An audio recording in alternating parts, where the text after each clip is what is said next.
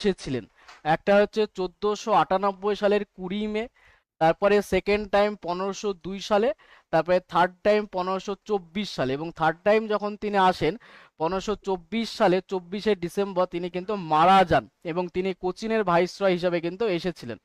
তো Vasco da Gama যখন তিনি ফার্স্ট টাইম আসেন তিনি 1 বছর ছিলেন, এটা কিন্তু বলা হয়েছে, বাট এটা কিন্তু ভুল। কারণ ভাস্কো দা গামা যখন তিনি প্রথমবার আসেন তিনি মূলত 3 মাস মতো ছিলেন। কারণ ভাস্কো দা গামাকে আরবরা কিন্তু বাধা দিয়েছিল। আরবরা কেন বাধা দিয়েছিল? কারণ আরবরা অলরেডি বিজনেস করছে, আমরা জানি ইউরোপিয়ান কান্ট্রিগুলো আসার আগে আরবরা অলরেডি বিজনেস করছে, তো আরবরা ভাস্কো দা গামাকে বাধা দিয়েছিল। এছাড়াও বাণিজ্য দিক থেকেও বাধা দিয়েছিল, প্লাস ধর্মের দিক থেকেও বাধা দিয়েছিল। কারণ আরবরা তারা বাণিজ্য করতে আসে, কিন্তু তাদের ইসলাম ধর্মটাও তারা কিন্তু প্রচার করেছিল। তো তারা চায় না ভাস্কো দা গামা বা ইউরোপিয়ানরা এসে যে তাদের খ্রিস্টান ধর্ম প্রচার করুক। তার জন্য বলা হয় যে পর্তুগিজ বা ভাস্কো দা গামাকে বাধা দিয়েছিল কারা? আরবরা। তার জন্য তিনি 3 মাস মতো কিন্তু এখানটায় কিন্তু ছিলেন। তাহলে এটা কিন্তু ভুল আমাদের এই স্টেটমেন্টটা। থার্ড স্টেটমেন্ট কি, ভাস্কো দা গামা রিভিজিটেড ইন্ডিয়া, যখন তিনি আবার পুনর্বার আসলেন 1498 এর পর, সেটা বলে দিয়েছে 1501 সালে। দেখো এটা কিন্তু ভুল, কারণ Vasco da Gama second time যখন তিনি আসলেন 1502 সালে। তার মানে আমার 2 নাম্বারেরটা ভুল, 3 নাম্বারেরটা ভুল। তাহলে সঠিক কি, সেটা হচ্ছে আমার 1 নাম্বার, তাহলে অনলি ওয়ান, এটা কিন্তু আমার উত্তর হবে। কিন্তু এটা 2022 সালে ছত্তিশগড় পাবলিক সার্ভিস কমিশনের এটা একটা প্রশ্ন এসেছিল, এই সেম প্রশ্নটা। তারা কিন্তু আবার এই 1 নাম্বারেরটা আর 3 নাম্বারেরটা উত্তর কিন্তু নিয়েছিল, মানে 1501টা সঠিক কিন্তু নিয়েছিল, কিন্তু ওটা অ্যাকচুয়ালি ভুল। আমাদের সঠিক আনসার হবে তিনি সেকেন্ড টাইম যখন আসলেন 1502 সালে। তাহলে আমাদের অনলি ওয়ান, এটা কিন্তু আমাদের সঠিক। এবং 1502 সালে সেকেন্ড টাইম যখন ভাস্কো দা গামা আসলেন, তখন তার মেন ইন্টেনশন ছিল আরবদের বাণিজ্যিক ঘাঁটিগুলোকে ধ্বংস করা। কারণ প্রথমবার যখন 1498 সালে ভাস্কো দা গামা এসেছিলেন, তখন তার মেন টার্গেট ছিল যে ভারতে বিজনেস করতে গেলে আরবদের বাণিজ্যিক ঘাঁটিগুলোকে ধ্বংস করতে হবে। তাই সেকেন্ড টাইম যখন তারা ভাস্কো দা গামা আবার তিনি আসলেন, তার মেন ইন্টেনশন ছিল আরবদের বাণিজ্যিক ঘাঁটিগুলোকে ধ্বংস করা, বাট তার ওই ইন্টেনশন কিন্তু সাকসেস হয়নি। সাকসেস না হলেও 1502 সালে তিনি একটা জিনিস সাকসেস করেছিলেন, যে পর্তুগিজদের প্রথম ট্রেডিং সেন্টার বা বাণিজ্য কেন্দ্র তিনি গড়ে তুলেছিলেন। কোথায়? সেটা হচ্ছে কোচিনে, এবং সেটাই ছিল তাদের আর্লি হেডকোয়ার্টার্স। আর্লি হেডকোয়ার্টার্স কেন বলছি? কারণ পরবর্তীকালে আমরা দেখব 1530 সালে গোয়াতে কিন্তু তাদের এই হেডকোয়ার্টারটা কিন্তু ট্রান্সফার করা হয়। তাহলে আমাদের এখানকার আনসারটা 1 শুধুমাত্র। চলে আসি 2 নম্বর প্রশ্ন, কারেক্টলি ম্যাচ দ্য ফলোইং। দেখো এখানটায় ম্যাচ করতে দিয়েছে, মানে নিম্নলিখিত তালিকাটি সঠিকভাবে মেলান। 1 নাম্বার এ, বি, সি। এতে কি বলেছে আমাদের? আফাসো দে আলবুকার্ক, মানে আলবুকার্ক। এই আলবুকার্কের সাথে কোনটা ডান দিকের, বাম দিক এবং ডান দিক মেলাতে হবে। তো বাম দিকে আলবুকার্কের সাথে ডান দিকে কোনটা মিলবে? তো বাম দিকগুলো একটু বলে নি। আলবুকার্ক, তারপরে বি আছে নুনো দি কুনহা বা নিনো দি কুনহা, নেক্সট ভাইসরয় আমরা জানি। আর অপশন সি আছে পেদ্রো অ্যালভারেজ ক্যাব্রেল বা কাব্রাল। আর ডি আছে ফ্রান্সিসকো দে অ্যালমেইদা। এই 4খানা ব্যক্তির নাম আমাকে বলে দিয়েছে, এবং তাদের সাথে ডান দিকে, এটা একটু আলাদা হয়ে গেছে টাইপিং এ, তো ডান দিকে কোনটা কার সাথে মিলবে? 1 নম্বরে আছে আমাদের change of Portuguese headquarters from Cochin to Goa.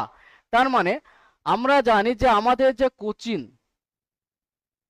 এই কোচিন তাদের আর্লি হেডকোয়ার্টার ছিল 1502 সালে ভাস্কো দা গামা করে। পরবর্তীকালে আমরা দেখলাম এই হেডকোয়ার্টার্সটা কোচিন থেকে গোয়াতে ট্রান্সফার করা হয় 1530 সালে, এটা কিন্তু ট্রান্সফার করা হয়। কারণ আলবুকার্ক যখন তিনি 1509 সালে তিনি যখন ভাইসরয় হিসাবে এসেছিলেন, এবং তাকে রিয়েল ফাউন্ডার অফ পর্তুগিজ পাওয়ার বলা হয়, মানে প্রধান যে রূপকার বলা হয় আলবুকার্কে। কেন? কারণ আলবুকার্ক তিনি যখন 1509 সালে আসলেন, তিনি বলেছিলেন যে ভারতবর্ষে পর্তুগিজদের ক্ষমতা বা ক্ষমতার বিস্তার করতে গেলে তিনি তিনটে কথা বলেছিলেন যে স্লেভারি ভারতীয়দের ক্রীতদাসে পরিণত করতে হবে, ম্যারিড টু ইন্ডিয়ান ওম্যান ভারতীয় মহিলাদের বিবাহ করতে হবে, আর খ্রিস্টান ধর্মে দীক্ষিত করাতে হবে। তো এই তিনটে রাস্তার কথা আলবুকার্ক বলেছিলেন, এবং তার যে পলিসি অফ এক্সপেনশন, বিস্তার নীতি, মানে ভারতের অভ্যন্তরের বিস্তার নীতি। তো এর জন্য আলবুকারকে রিয়েল ফাউন্ডার অফ পর্তুগিজ পাওয়ার কিন্তু বলা হয়। তো আলবুকার যখন তিনি 1509 সালে ভারতবর্ষে এলেন, তখন তারই ভিত্তিতে আমরা দেখব যে 1510 সালে তিনি গোয়া দখল করলেন, এবং গোয়ার যে সুলতান ছিল আদিল শাহ, সেই আদিল শাহের কাছ থেকে 1510 সালে গোয়া দখল করলেন, এবং সেই গোয়াতেই 1530 সালে হেডকোয়ার্টার্সটা কোচিন থেকে গোয়াতে ট্রান্সফার করা হয়। তাহলে যখন কোচিন থেকে গোয়াতে হেডকোয়ার্টার্সটা ট্রান্সফার করা হচ্ছে, তখন ভাইসরয় কে ছিল ওই টাইমে? নুনো দি কুনহা। তার মানে অপশন বি এর সাথে 1 নাম্বারেরটা ঠিক। তাহলে কি বি? তাহলে বি এরটা কি হবে? 1 নাম্বার। এখানে আমি লিখে নিলাম, তাহলে বি হবে কি 1 নাম্বার। 2 নাম্বার চলে আসি 2 নাম্বারের স্টেটমেন্ট। এখানে কি বলছে? পর্তুগিজ, আচ্ছা এটা বাংলাতে লেখা। 2 নাম্বার বলছে arrival in India in September 1500, অর্থাৎ 1500 সালে ভারতবর্ষে কে এলেন? দেখো 1500 সালে আমরা জানি 1498 সালে ভাস্কো দা গামা আসেন। তারপরে 1500 সালে কে এসেছিলেন নেক্সট পর্তুগিজ? সেটা হচ্ছে আমাদের ক্যাব্রাল বা ক্যাব্রেল, অ্যালভারেজ ক্যাব্রেল, এই যে পেদ্রো অ্যালভারেজ ক্যাব্রেল। তাহলে তিনি কিন্তু 1500 সালে আসেন। তাহলে সি হবে কি আমার? সি হবে 2-এরটা। তাহলে আমি এখানে লিখলাম সি হবে আমার 2-এরটা, 2 নাম্বারেরটা। আর তারপরে চলে আসি 3 নাম্বার, ব্লু ওয়াটার পলিসি। এই ব্লু ওয়াটার পলিসির সাথে কার সম্পর্ক জড়িত? নীল জল নীতি, যেটাকে কার্টেজ সিস্টেমও বলা হয়। এই যে ব্লু ওয়াটার পলিসি বা কেউ কিছু বলছো? হ্যালো, শোনা যাচ্ছে কথা? হ্যাঁ স্যার, শুনে যাচ্ছি। আচ্ছা, এই ব্লু ওয়াটার পলিসি বা নীল জল নীতির সাথে কার সম্পর্ক? তিনি হচ্ছেন আলমেইদা, ফ্রান্সিসকো দি আলমেইদা। আমরা জানি যে তিনি 1505 সালে কিন্তু ভারতবর্ষে আসেন, এবং তিনি কিন্তু প্রথম যে ভাইসরয় কিন্তু ছিলেন। যদি বলা হয় পর্তুগিজদের প্রথম ভাইসরয় কি যিনি ভারতবর্ষে আসেন, তিনি কিন্তু এই আলমেইদা, ফ্রান্সিসকো দে আলমেইদা। এবং তিনি এসে তার যে গুরুত্বপূর্ণ পলিসি, সেটা ব্লু ওয়াটার পলিসি বা নীল জল নীতি বা কার্টেজ সিস্টেম। তো তার পলিসিকে নীল জল নীতি কেন বলা হচ্ছে? কারণ আলমেইদা যখন তিনি আসলেন, তখন তিনি বলেছিলেন যে ভারতবর্ষে যে পর্তুগিজদের প্রাধান্য বিস্তার করতে গেলে জলের ওপর একটা আধিপত্য কিন্তু তৈরি করতে হবে। কারণ আমরা জানি সেই সময়ে আমরা যে ইতিহাসটা পড়ছি, সেটা যুদ্ধই বলো বা বাণিজ্যই বলো না কেন, পুরোটাই কিন্তু জলপথ কেন্দ্রিক কিন্তু ছিল।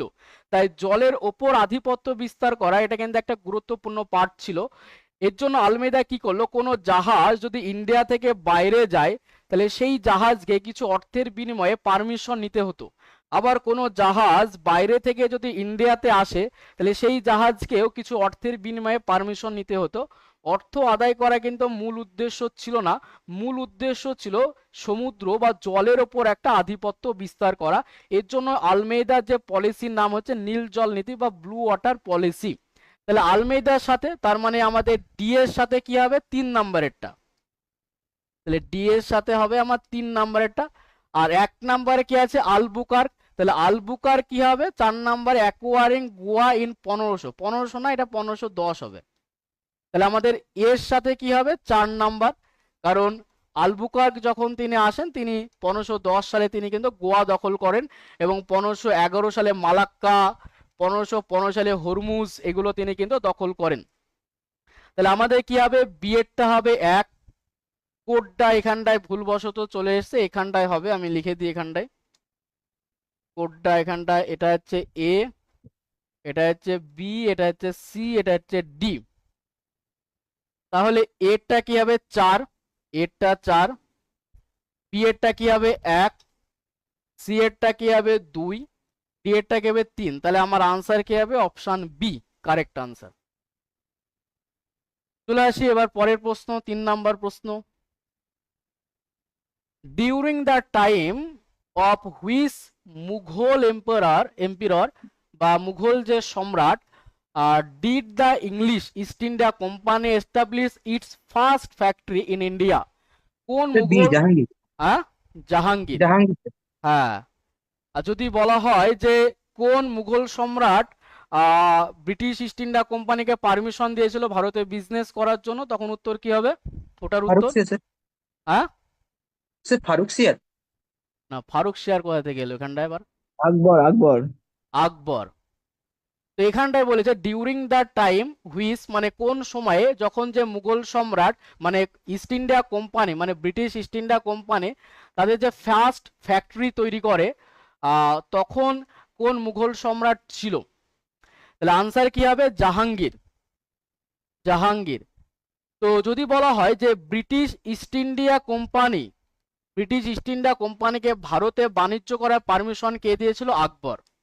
এটা আবার অনেকে জাহাঙ্গীর করে, কারণ জাহাঙ্গীর হবে না এই কারণেই, কারণ আকবরের টাইম পিরিয়ড ছিল আমরা জানি যে 1556 থেকে 1605। তো 1605 সালে যখন আকবর মারা যান তিনি কিন্তু পারমিশন দিয়ে গেছিলেন অলরেডি আগেই, তার জন্য আকবর হবে উত্তর। এবং আমরা জানি তারপরে জাহাঙ্গীরের টাইম পিরিয়ড কত? 1605 থেকে 27, শাহজাহান 1628 থেকে 58, তারপরে ঔরঙ্গজেব 1658 থেকে 1707। তো এখানে দেখো ফার্স্ট ফ্যাক্টরি, এটা নিয়ে একটু প্রবলেম হয়। যদি বলা হয় যে ইস্ট ইন্ডিয়া কোম্পানি প্রথম, আনসার দেবে এটার, ইস্ট ইন্ডিয়া কোম্পানি প্রথম টেম্পোরারি কোন ফ্যাক্টরি বা কোন ট্রেডিং সেন্টার বা কোথায় তৈরি করেছিল টেম্পোরারি হিসাবে, অস্থায়ী হিসাবে? সুরাট। হ্যাঁ? সুরাট কি? না, আমি কিন্তু পার্মানেন্ট বলিনি, টেম্পোরারি বলেছি। মছলিপত্তনম। হ্যাঁ, আমরা জানি যে মৌসুলিপত্তনম অন্ধ্রপ্রদেশের জায়গা, মৌসুলিপট্টনম। এই মৌসুলিপত্তনমে তারা 1611 সালে বাণিজ্য কেন্দ্র গড়ে তোলার চেষ্টা করেছিল, বাট গড়ে তুলতে পারেনি, মানে টেম্পোরারি একটু গড়ে তুলেছিল, পার্মানেন্ট কিন্তু গড়ে তুলতে পারেনি। এবং মৌসুলিপত্তনমে ফাইনালি 1632 সালে গড়ে তোলে। আমরা জানি যে গোলকোন্ডা শাসকের কাছ থেকে 500 প্যাগোদা বা স্বর্ণ মুদ্রার বিনিময়ে পারমিশন পেয়েছিলেন এবং মৌসুলিপত্তনমে গড়ে তুলেছিলেন। তো টেম্পোরারি যদি বলে প্রথম যে টেম্পোরারি হিসাবে বাণিজ্য কেন্দ্র গড়ে তুলেছিলেন, তাহলে কিন্তু আমরা মৌসুলিপত্তনমকে উত্তর কিন্তু করব। কিন্তু প্রশ্নটা যদি এরকম করে যে প্রথম বাণিজ্য কেন্দ্র কোথায় গড়ে তুলেছিল, তার আনসার সুরাট কিন্তু হবে, কারণ মৌসুলিপত্তনমে পার্মানেন্ট গড়ে তোলেনি, জাস্ট টেম্পোরারি। তাহলে এটা আমাকে মনে রাখতে হবে। এবং তারপরে আমরা দেখব পার্মানেন্ট গড়ে তুললো 1613 সালে, কোথায়? সুরাটে। সুরাটে গড়ে তুললো। এবার চলে আসি আমরা নেক্সট প্রশ্ন। তাহলে এখানকার উত্তর কি হচ্ছে? Jahangir. Members of the constituent assembly were. আচ্ছা, এবার হচ্ছে পলিটির প্রশ্ন। কনস্টিটিউয়েন্ট অ্যাসেম্বলি বা গণপরিষদ,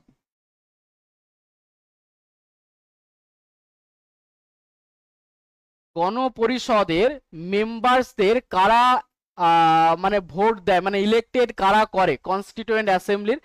option A elected directly by people, elected by provincial assembly. Option C nominated by British government, আর represented only by the princely state. কি হবে আনসার?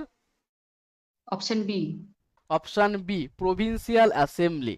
দেখো constituent assembly, আমরা জানি যে কনস্টিটিউয়েন্ট অ্যাসেম্বলি যে তৈরি হবে, এটা বলো যে এটা তো প্রভিন্সিয়াল অ্যাসেম্বলি, প্রভিন্সিয়াল অ্যাসেম্বলিরা তারা কিন্তু ভোট বা ইলেক্টেড করেছিল আমাদের কনস্টিটিউয়েন্ট অ্যাসেম্বলিকে। অর্থাৎ এখানে কিন্তু ডিরেক্টলি পিপলরা কিন্তু ভোট দেয় না। অর্থাৎ আমরা যেমন এমএলএ বা এমপিদের ভোট দিই, তারপরে তারা প্রেসিডেন্টকে যেমন ইনডিরেক্টলি যেমন ভোট হয়, ঠিক তেমনই কনস্টিটিউয়েন্ট অ্যাসেম্বলি মেম্বাররাও ইনডিরেক্টলি হয়েছিল। আমরা প্রভিন্সিয়াল অ্যাসেম্বলি বা যেটাকে এখন যদি বলি স্টেট লেজিসলেচার, যেমন বিধানসভা আমাদের সেরকমই ছিল, তো প্রভিন্সিয়াল অ্যাসেম্বলি মেম্বারদের আমরা ডিরেক্টলি ভোট দিই। এই যে প্রভিন্সিয়াল অ্যাসেম্বলি, এদের কিন্তু পিপলরা ডিরেক্ট ভোট দেয়, তারপরে এরা কিন্তু কনস্টিটিউয়েন্ট অ্যাসেম্বলির মেম্বারদের কিন্তু ইলেক্টেড কিন্তু করে, মানে ইনডিরেক্টলি কিন্তু ভোট কিন্তু হয়। তাহলে প্রাদেশিক আইনসভা এটা কিন্তু উত্তর হবে। এবার আমাকে বলো, এই যে কনস্টিটিউয়েন্ট অ্যাসেম্বলি বা গণপরিষদ তৈরি করার জন্য ব্রিটিশরা একটা কমিটি বা একটা প্ল্যান তৈরি করেছিল, সেটার নাম কি?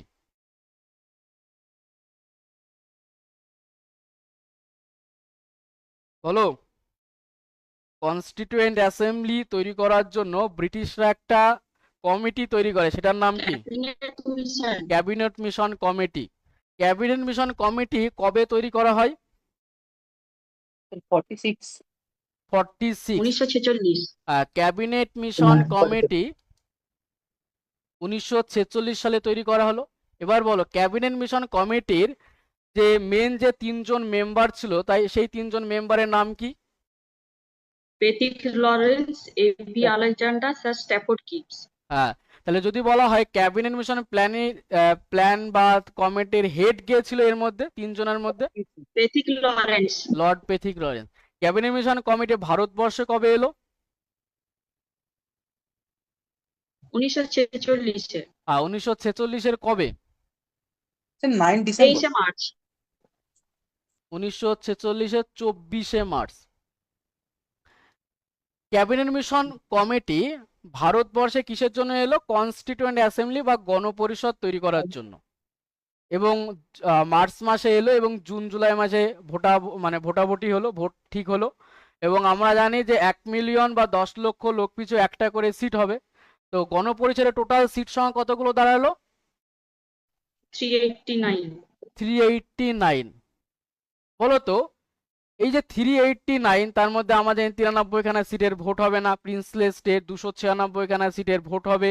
তার মধ্যে 4টে আবার চিফ কমিশনার প্রভিন্স ছিল, দিল্লি, আজমের, মারওয়াড়া, কুর্গ, বালুচিস্তান, এগুলো ছিল। তো আমার প্রশ্ন হচ্ছে যে সব থেকে সিট কোন প্রভিন্সে বেশি ছিল? United Province. না, বেঙ্গল। আমাদের বেঙ্গলে কিন্তু সিট সব থেকে বেশি ছিল। সেকেন্ড ইউনাইটেড প্রভিন্স হবে, কিন্তু ফার্স্ট কিন্তু আমাদের বেঙ্গল, 60টিরও বেশি সিট কিন্তু আমাদের বেঙ্গলে ছিল। কিন্তু প্রশ্নটা যদি এরকম করে আফটার ইন্ডিপেন্ডেন্স, তাহলে কোথায় সিট সব থেকে বেশি হবে? After United independence. প্রভিন্স। তখন কিন্তু আনসার হবে ইউনাইটেড প্রভিন্স, কারণ ওই বেঙ্গলের সিটটা বাংলাদেশ মানে ওই যে পাকিস্তানের দিকে চলে গেল, তখন বেঙ্গলের সিটটা কমে গেল। তাই আফটার ইন্ডিপেন্ডেন্স যদি বলে তখন ইউনাইটেড প্রভিন্স, কিন্তু বিফোর ইন্ডিপেন্ডেন্স যদি বলে তখন কিন্তু ফার্স্ট ছিল বেঙ্গল, আর আফটার ইন্ডিপেন্ডেন্স বলে ইউনাইটেড প্রভিন্স, যেটাকে আমরা উত্তরপ্রদেশ বলি। 1950 সালে হয়ে যায় উত্তরপ্রদেশ। ক্যাবিনেট মিশন গেল। এবার চলে আসি পরের প্রশ্ন। আচ্ছা, কনস্টিটিউয়েন্ট অ্যাসেম্বলি কবে তৈরি হয়? গণপরিষদ কবে তৈরি হয়? 1946 1946 সালে। কবে?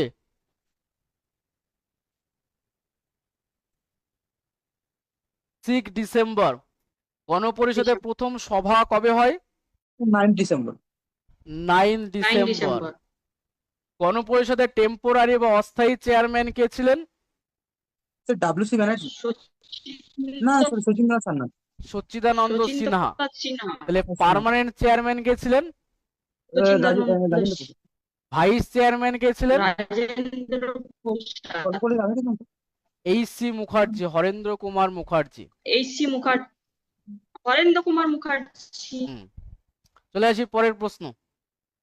স্যার পার্মানেন্ট তো রাজেন্দ্র প্রসাদ ছিলেন। হ্যাঁ, পার্মানেন্ট ছিলেন প্রেসিডেন্ট, আর ভাইস প্রেসিডেন্ট যদি বলা হয় সেটা এইচ.সি. মুখার্জি, হরেন্দ্র কুমার মুখার্জি। দেখো পরের প্রশ্ন। On which date the Indian constitution was adopted by the constituent assembly? গণপরিষদ কর্তৃক ভারতীয় সংবিধান কোন তারিখে গৃহীত হয়? তাহলে সংবিধান কোন তারিখে গৃহীত হয়? কি হবে উত্তর? B sir. আচ্ছা এনফোর্সড হয় ডি। বি। হ্যাঁ স্যার। বি। তাহলে আমাদের অ্যাডপ্টেড বা গৃহীত হয় 26শে নভেম্বর 1949 সালে আমাদের সংবিধান অ্যাডপ্টেড হয়। আমরা জানি যে 26শে নভেম্বর পর যদি আমরা তারপরে 24শে জানুয়ারি আমরা আসি 1950 সালে, সেই 24শে জানুয়ারি 1950 সালে আমাদের সংবিধান সাইন্ড হয়। এবং এই 24শে জানুয়ারি 1950 সালে আমরা জানি যে আমাদের যে সংবিধান রচনা করার শেষ সভা, সেটা কিন্তু 24শে জানুয়ারি 1950 সাল। কারণ তারপরে আমরা দেখব যে গণপরিষদ শুধুমাত্র ইন্টারিম পার্লামেন্ট বা পার্লামেন্ট তৈরি করার জন্য কিন্তু কাজ করছিল। তো সংবিধান রচনাগারের শেষ সভা 24শে জানুয়ারি 1950 সাল। এবং এই 24শে জানুয়ারি 1950 সালে আমরা জানি যে আমাদের ন্যাশনাল অ্যান্থাম অ্যাডপ্টেড হয়। তারপরের দিন 24শে জানুয়ারি 1950 সাল আমাদের প্রেসিডেন্ট রাজেন্দ্র প্রসাদ সিলেক্টেড হয় এবং 25শে জানুয়ারি 1950 সালে আমরা জানি রাজেন্দ্র প্রসাদের বোন ভগবতী দেবী মারা যান এবং তার পরের দিন 26শে জানুয়ারি 1950 সাল আমাদের সংবিধান কেম টু ফোর্স, মূল ফোর্সে আসে বা ইনাক্টেড হয় বা কার্যকারী হয়, সেটা কিন্তু 26শে জানুয়ারি 1950 সাল। তো টোটাল কতদিন সময় লেগেছিল টাইম? 2 বছর, 2 বছর 2 বছর 11 মাস 17 দিন। 18 days, 2 year 11 month 18 days, 64 lakhs approximate এরকম খরচ। বলো তো who is the chief adviser of the Indian constitution? Who is the chief adviser of the Indian constitution? B R. Ambedkar. B N. Rao. B N Rao, very good, B N Rao. B N Rao আমাদের chief adviser বা মুখ্য উপদেষ্টা বলা হয় কেন? কারণ বি.আর. আম্বেদকর লাস্ট সভায় একটা কথা বলেছিলেন যে জনগণকে বলেছিলেন যে আপনারা যে ক্রেডিটটা আমাকে দেন সেটা কিন্তু আমার প্রাপ্য নয়, কারণ আমরা পুরোটাই বিএন রাওয়ের ড্রাফটের ওপর কাজ করে এই সিদ্ধান্তে আসতে পেরেছি। কারণ বিএন রাও বা বেঙ্গল নারায়ণ রাও তিনি কিন্তু সংবিধানের জন্য প্রথম ড্রাফট তৈরি করেছিলেন, যেখানে 243খানা আর্টিকেল ছিল, 13খানা শিডিউল ছিল এবং সেই ড্রাফটকে পর্যালোচনা করার জন্য 1947 সালে 29শে আগস্ট তৈরি হয়েছিল ড্রাফটিং কমিটি। তারপর আমাদের আর্টিকেলের সংখ্যা দাঁড়ালো 395খানা, শিডিউল দাঁড়ালো 12খানা, যেটা আমাদের ওয়ার্ল্ডের মধ্যে সব থেকে রিটেন কনস্টিটিউশন। তো বি.আর. আম্বেদকর এটা নিজের মুখে কিন্তু বলেছিলেন যে জনগণকে যে ক্রেডিটটা আমাকে দেন সেটা কিন্তু আমার প্রাপ্য নয়, এটা পুরো পাওয়া উচিত ছিল কিন্তু বিএন রাওয়ের। তার জন্য বিএন রাওকে বলা হয় chief adviser of the Indian constitution বা ভারতীয় সংবিধানের মুখ্য উপদেষ্টা কিন্তু বলা হয়। তাহলে এটা তো হলো আমাদের। আচ্ছা এখানটায় বলে দিই, বলতো ফার্স্ট স্পিকার কে হয়েছিলেন? প্রথম স্পিকার, কারণ গণপরিষদ তো parliament G V Mavalankar, Ganesh Vasudev Mavalankar. Who among the, পরের প্রশ্ন, who among the following was the chairperson of the drafting committee set up by the constituent assembly? গণপরিষদের জন্য যে 22খানা কমিটি ছিল আমরা জানি, তার মধ্যে একটা সবথেকে গুরুত্বপূর্ণ কমিটি ড্রাফটিং কমিটি, তার চেয়ারম্যান কে ছিল? বি.আর. আম্বেদকর। তাহলে ড্রাফটিং কমিটি কবে তৈরি হয় বললাম? 1947 সালের 29শে আগস্ট। ড্রাফটিং কমিটির কতজন মেম্বার ছিল?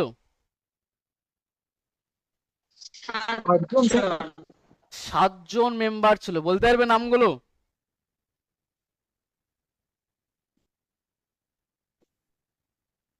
একজন তো বি.আর. আম্বেদকর ছিল,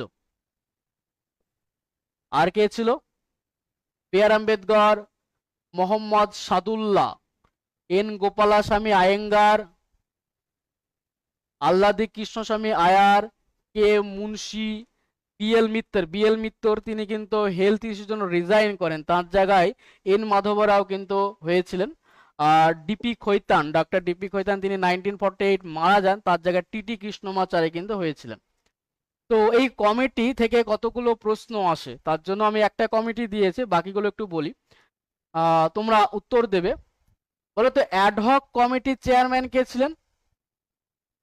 রাজেন্দ্র প্রসাদ। রাজেন্দ্র প্রসাদ।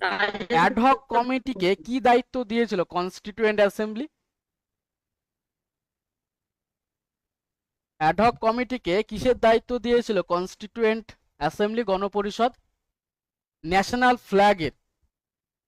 ন্যাশনাল ফ্ল্যাগ যে ডিজাইন কে করেছিলেন? পিঙ্গালি ভেঙ্কায়া। পিঙ্গালি ভেঙ্কায়া তিনি কোথাকার লোক ছিলেন, কোন স্টেটের? তামিলনাড়ু স্যার। অন্ধ্রপ্রদেশ। পিঙ্গালি ভেঙ্কায়া তিনি ন্যাশনাল ফ্ল্যাগ তিনি ডিজাইনটা করেছিলেন। ন্যাশনাল ফ্ল্যাগ অ্যাডপ্টেড কবে হয়? ন্যাশনাল ফ্ল্যাগ আমাদের অ্যাডপ্টেড কবে হয়? 22শে আগস্ট, 22শে জুলাই 1947। এই রাজেন্দ্র প্রসাদ তিনি অ্যাডহক কমিটির চেয়ারম্যান ছিলেন। রাজেন্দ্র প্রসাদ আরো অনেকগুলো কমিটির চেয়ারম্যান ছিলেন, যেমন rules of procedure, steering committee ছিল। হ্যাঁ, রুলস অফ প্রসিডিওর কমিটি, তারপরে স্টিয়ারিং কমিটি, কারণ এখান থেকে একটা প্রশ্ন হয়, steering committee, finance and staff committee, finance and staff committee, আর এই যে অ্যাডহক কমিটি। প্রশ্ন দেবে যে কোন কমিটির চেয়ারম্যান রাজেন্দ্র প্রসাদ ছিলেন না, তাহলে তিনটে থাকবে, একটা থাকবে যেটা ছিলেন না, ওটা আমার উত্তর হবে। তো ছিলেন না মানে ছিল গুলো আগে মনে রাখতে হবে আমাদের, কোন কোন কমিটির ক্ষেত্রে ছিল। বলো তো ফান্ডামেন্টাল রাইট কমিটির চেয়ারম্যান কে ছিলেন? জেবি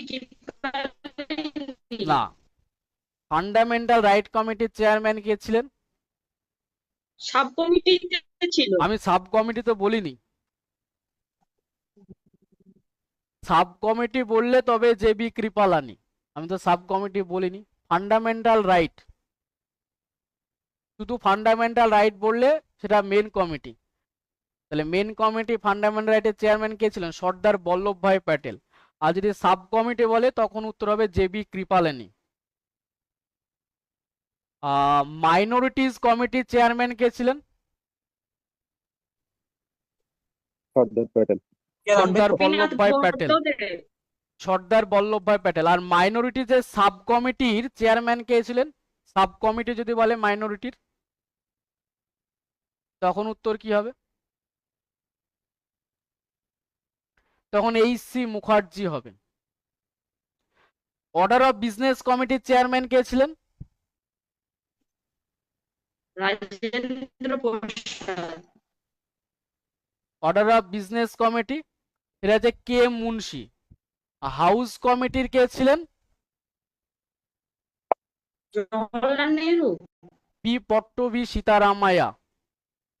আর কনস্টিটিউয়েন্ট অ্যাসেম্বলি, গণপরিষদের যে কার্যাবলী ফাংশনকে পর্যবেক্ষণের জন্য একটা কমিটি তৈরি হয়, সেটার কে ছিলেন chairman? Committee on function of the constituent assembly, এটা চেয়ারম্যান কে ছিলেন? জি.ভি. মাভালাঙ্কার। চলে আসি পরের প্রশ্ন। বলছে দ্য ইস্টার্ন ঘাট, এবার ভূগোলে, the eastern Ghats and the western Ghats meet at, পূর্ব ঘাট এবং পশ্চিম ঘাট পর্বতমালা মিলিত হয় কোথায়? নীলগিরি স্যার। নীলগিরি। নীলগিরি, নীলগিরির হাইয়েস্ট পিক কি আমি যদি এখানটায় দেখাই? দোদাবেতা। হ্যাঁ, দোদাবেতা।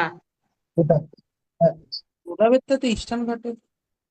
এটা হচ্ছে আমাদের ওয়েস্টার্ন ঘাটস, দেখা যাচ্ছে? এই হচ্ছে আমি ধরে নিলাম ওয়েস্টার্ন ঘাটস,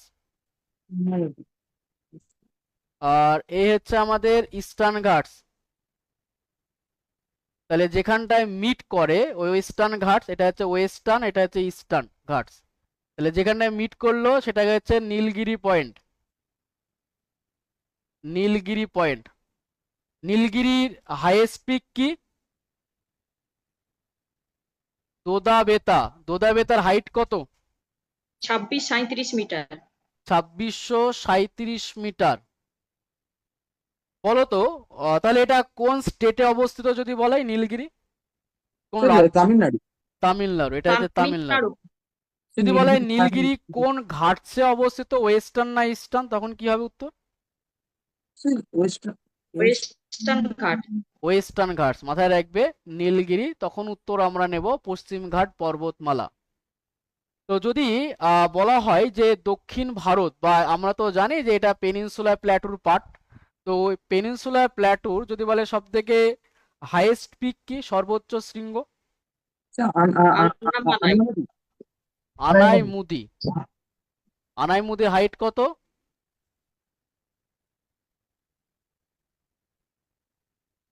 2695 মিটার।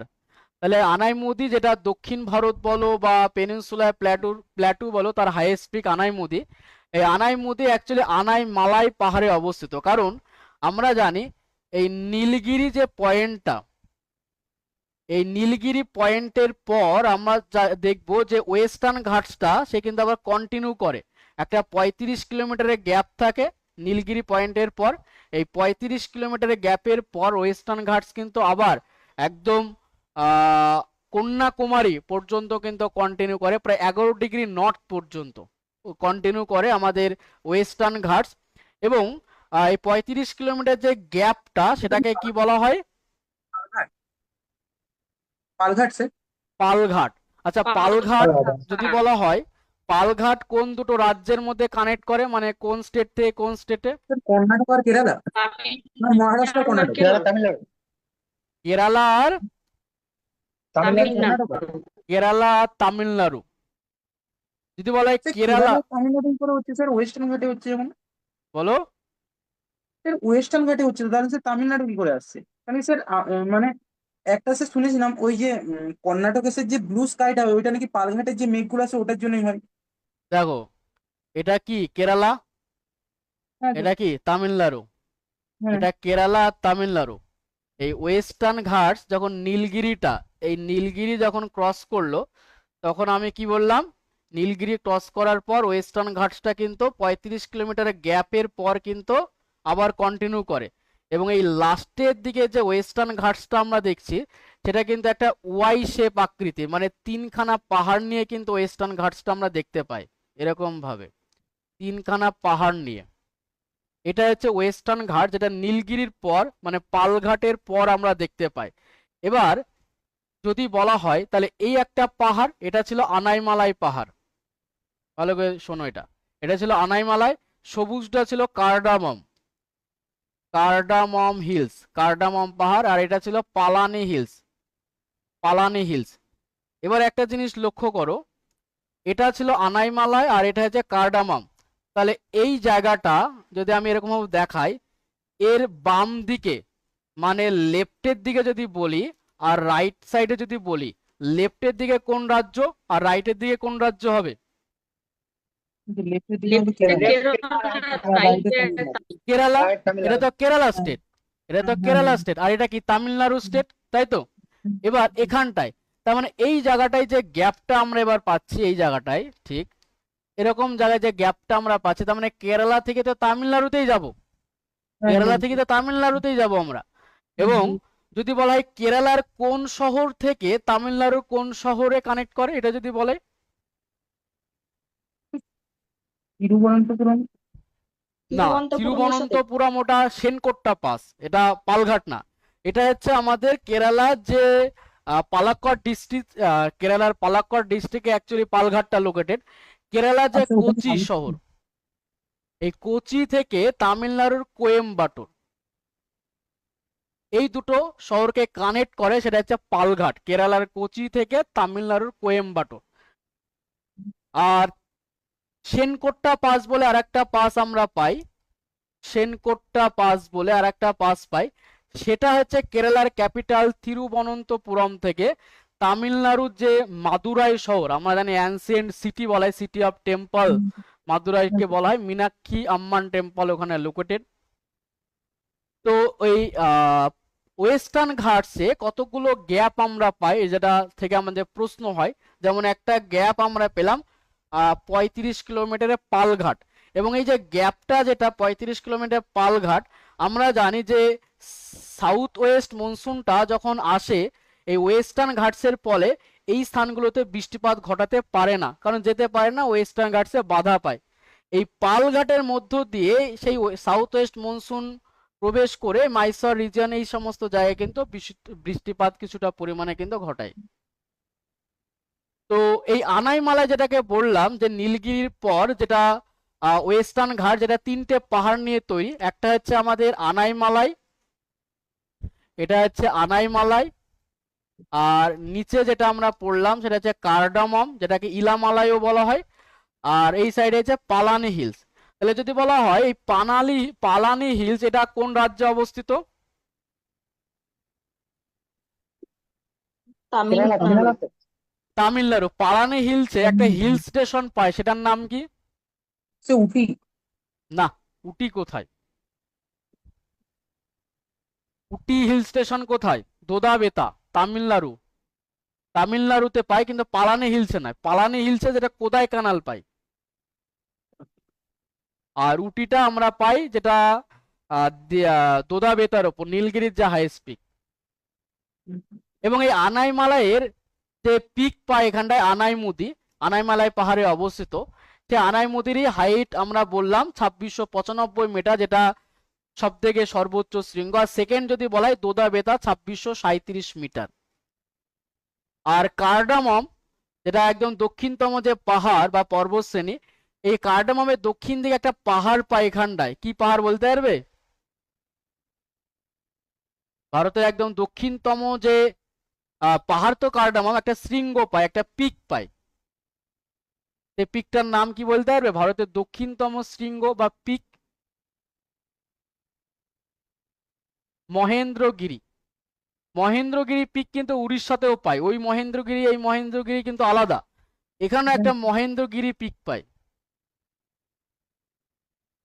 মহেন্দ্রগিরি, যার হাইট হচ্ছে 1645 মিটার এরকম। আর উড়িষ্যার যে মহেন্দ্রগিরি তার হাইট 1501 মিটার। তাহলে ওটা তো এখান উড়িষ্যার সর্বোচ্চ শৃঙ্গ, হ্যাঁ, ওই যেটা মহেন্দ্রগিরি উড়িষ্যাতে আছে। তাহলে আমরা এখানটায় দেখলাম নীলগিরি হচ্ছে আমাদের সঠিক উত্তর। চলে আসি পরের প্রশ্ন। Which of the following has the oldest rock in India? তাহলে কি হবে? স্যার আরাবল্লী। আরাবল্লী। তাহলে সব থেকে প্রাচীনতম যে আমাদের পর্বত শ্রেণী সেটা কিন্তু আমাদের আরাবল্লী। বলতো আরাবল্লী কোন স্টেটে অবস্থিত? স্যার 3টা স্টেট মিলিয়ে অবস্থিত, না, দিল্লি, তোমাকে প্রশ্ন যদি বলে কোন স্টেটে অবস্থিত, একটা উত্তর করবে, রাজস্থান, কোনটা হবে তাহলে? রাজস্থান। রাজস্থান। কিন্তু কিন্তু অ্যাকচুয়ালি 3টে এটা মিলিয়ে দিল্লি, গুজরাটের রাজস্থান। গুজরাটের ওই পালানপুর থেকে দিল্লি পর্যন্ত বিস্তার প্রায় হ্যাঁ 800 কিলোমিটার এরকম লেন্থ। কিন্তু যদি বলে হ্যাঁ, মেনলি কোথায় লোকেটেড, তাহলে কিন্তু আমাদের হ্যাঁ, রাজস্থান কিন্তু হবে। হুম, এখানে গ্রানাইট শিলা আমরা দেখতে পাই জানি। আর আরাবল্লীর হাইয়েস্ট পিক কি? স্যার গুরু শিখর। গুরু শিখরের হাইট কত? 1722 মিটার। গুরু শিখর যদি বলা হয় অ্যাকচুয়ালি কোন পাহাড়ে অবস্থিত? মাউন্ট আবু। মাউন্ট আবু। এই মাউন্ট আবু সেটা কিন্তু আরাবল্লীর একটা পার্ট, যেটা একটা রিভার দ্বারা সেপারেট হয়। সেই রিভারটার নাম কি? মাউন্ট আবু চম্বল। বানুস যে রিভার। আচ্ছা, তাহলে আরাবল্লী গেল। তারপরে দেখো বিন্ধিয়া, এই বিন্ধ্য পর্বতমালার হাইয়েস্ট পিক কি? বিন্ধ্য পর্বতমালার হাইয়েস্ট পিক কি? কুমেরু। হ্যাঁ, কুমেরু। কুমেরু। Goodwill peak. কুমেরু হিল। গুডউইল পিক বা এর অনেকগুলো নাম, গুডউইল পিক বা সাতভাবনা পিক বা কালুমার পিক বা কালুম্বে পিক। আবার যখন বিন্ধ্য পর্বতমালার পূর্ব দিকে আমরা যাই, মানে মধ্যপ্রদেশ, ছত্তিশগড়, মানে বিহারের দিকে যদি যাই, মানে ইস্টের দিকে যদি যাই, তাহলে এর আবার কতগুলো লোকালি নেম, ভান্ডের, কৈমুর পাহাড়, এগুলো আমরা পাই মধ্যপ্রদেশ, ছত্তিশগড়ের দিকে। তো আর বিন্ধ্য পর্বতমালা আমরা জানি গুজরাটের জোবাট থেকে বিহারের সাসারাম পর্যন্ত বিস্তৃত, 1200 কিলোমিটার তার লেন্থ। তো এর হাইয়েস্ট পিক হচ্ছে গুডউইল পিক বা সাতভাবনা বা কালুমার বা কালুম্বে পিক। গুডউইল, এটাই লিখলাম আমি। তো এই গুডউইলের হাইট কত?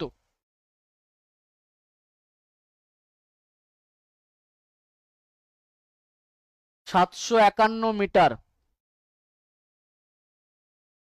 সাতপুরা, এর হাইয়েস্ট পিক কি?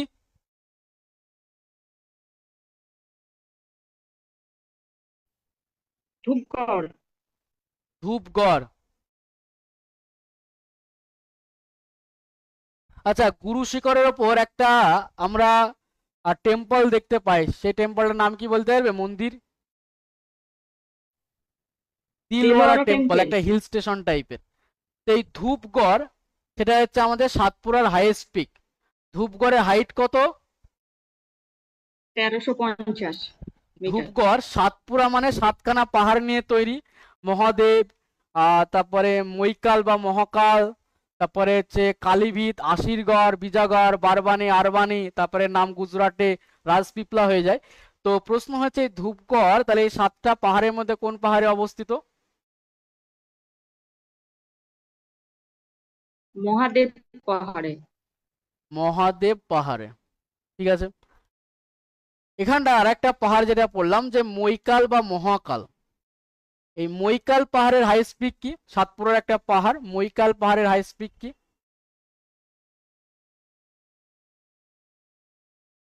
বলো। স্যার অমরকণ্টক। অমরকণ্টক। অমরকণ্টকের হাইট কত?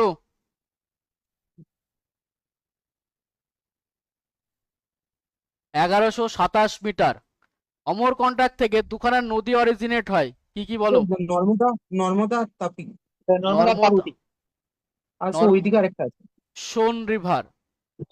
এই যে সোন রিভারটা, যেটা আমাকে বলো, যেটা নর্থের দিকে প্রবাহিত হয়ে গিয়ে গঙ্গার দিকে, গঙ্গার সাথে কোথায় মিট করে সোন রিভার? উম,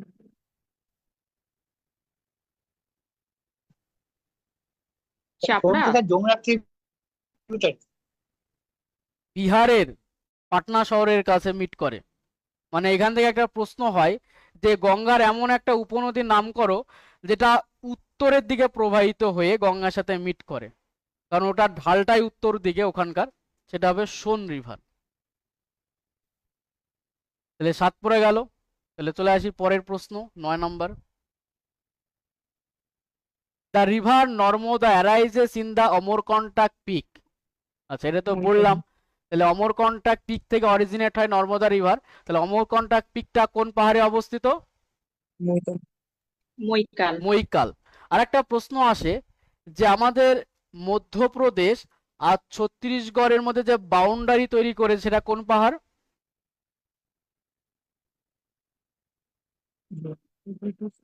সেটাও কিন্তু Maikal.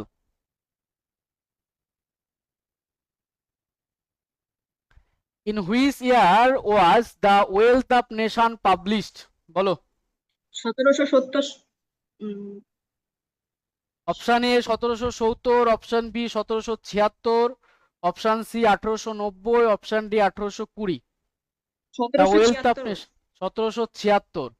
The wealth of nation এই বইটা কবে পাবলিশ হয়? 1776 এ। কে করে? Adam Smith. Adam Smith. Adam Smith. তাহলে অ্যাডাম স্মিথ প্রথম তিনি ইকোনমিক্সের কনসেপ্টটা কিন্তু নিয়ে আসেন, বা ইকোনমিক্স এই টার্মটাকে কয়েন করেন। ইকোনমিক্স এই টার্মটা তাহলে ফার্স্ট কয়েন করলো কি? Adam Smith. তাহলে অ্যাডাম স্মিথকে বলা হয় ফাদার অফ ইকোনমিক্স। বলো তো ইকোনমিক্স এটা কোথায় থেকে আসে? এটা মানে অ্যাকচুয়ালি গ্রিক ইকোনমিক্স শব্দ না, আমি কি বললে? ওইকোনমিয়া থেকে হ্যাঁ, আসছে। ওইকোনমিয়া। তাহলে ওইকোনমিয়া, তাহলে যদি বলা হয় যে প্রথম যে ওইকোনমিয়া এটা কোন দেশে চালু ছিল? গ্রিসে। গ্রিস দেশে। ওইকোনমিয়া কথার অর্থ কি? চামড়ার ব্যাগ বা থলি, লেদার ব্যাগ। অ্যাকচুয়ালি এটাকে স্টাডি অফ ফ্যামিলি প্ল্যানিং বলা হয়, কারণ ওই সময় গ্রিস দেশে স্পার্টানদের 51টি ফ্যামিলি ছিল। মানে তারা যত টাকা আয় করতো এবং তার পরিপ্রেক্ষিতে তারা যত টাকা ব্যয় করতো এর একটা হিসাব তারা মেনটেন করতো। এই হিসাবের যে পদ্ধতি সেটাকে বলা হতো ওইকোনমিয়া। অর্থাৎ ওইকোনমিয়া, যেটা ল্যাটিন ওয়ার্ড ওইকোনমিয়া কথার অর্থ হচ্ছে the study of family planning বা পরিবার পরিচালনার বিদ্যা। ঠিক আছে, এবার দেখো Adam Smith the wealth of nation এই বইটা তিনি নিয়ে আসলেন। আমরা জানি যেটা দীর্ঘদিন ধরে দ্য ওয়েলথ অফ নেশনের যে তাত্ত্বিক ব্যাখ্যা আমাদের অ্যাডাম স্মিথ দিয়েছিলেন, যে ইকোনমিক্স হচ্ছে জাতিপুঞ্জের সম্পদের প্রকৃতি এবং কারণ নিয়ে আলোচনা হচ্ছে ইকোনমিক্স, আমরা জানি। তার এই তাত্ত্বিক ব্যাখ্যা দীর্ঘদিন ধরে ছিল। তো প্রশ্ন হচ্ছে যে প্রথম অ্যাডাম স্মিথের বিরুদ্ধে প্রথম কে মতামত এনেছিলেন ইকোনমিক্সের?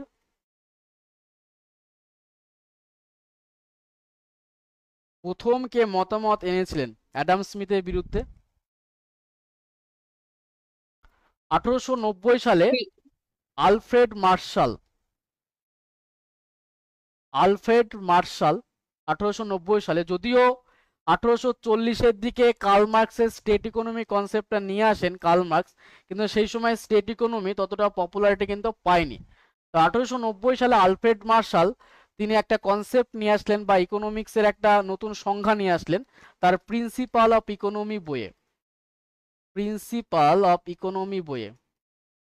এই প্রিন্সিপাল অফ ইকোনমি বই আমরা জানি যেটা আলফ্রেড মার্শালের লেখা, এবং তিনি এই বইয়ে একটা ইকোনমিক্সের নতুন সংজ্ঞা দিয়েছিলেন। তিনি বলেছিলেন যে ইকোনমিক্স হচ্ছে daily activity in human life, মানুষ দৈনন্দিন জীবনে যা যা করে তাই নিয়ে আলোচনা হচ্ছে ইকোনমিক্স। নিও ক্লাসিক্যাল ইকোনমি ফাদার কাকে বলা হয়? নিও ক্লাসিক্যাল ইকোনমি, কেইন্সকে। হ্যাঁ জেম কেইন্স। না, জেম কেইন্স হচ্ছে মডার্ন ইকোনমিক্স এর ফাদার। নিও ক্লাসিক্যাল ইকোনমি সেটা হচ্ছে আমাদের এই আলফ্রেড মার্শাল। আর যদি বলে ক্লাসিক্যাল ইকোনমির ফাদার, জ্যাকব ভাইনার। না, ক্লাসিক্যাল ইকোনমির ফাদার হচ্ছে আমাদের অ্যাডাম স্মিথ। পলিটিক্যাল ইকোনমির ফাদার,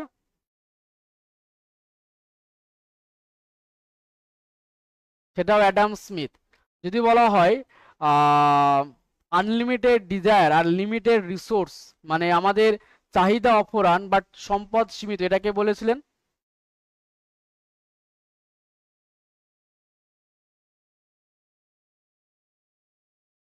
লিওনাল রবিন্স। আর জেকব ভাইনার যেটা বললে সেটা হচ্ছে economics is what economics do, এটা বলেছিলেন জেকব ভাইনার। মানে অর্থনীতি হলো সেটাই যেটা অর্থনীতিবিদরা কিন্তু তৈরি করেন। তো আজকে আমরা এই 10টা প্রশ্ন আমরা আলোচনা করলাম, মিক্স প্রশ্ন নিয়েই আমরা কন্টিনিউ করব, যাতে পার্টিকুলার একটা সাবজেক্ট না নিয়ে আমরা যদি বিভিন্ন সাবজেক্ট নিয়ে আলোচনা করি তাহলে আমাদের একটু তাড়াতাড়ি একটু এগোনোটা হবে। তো নেক্সট দিন আবার আমরা মিক্সড কোশ্চেন নিয়ে আবার আমরা কিন্তু আলোচনা করব। ধন্যবাদ। Thank you sir.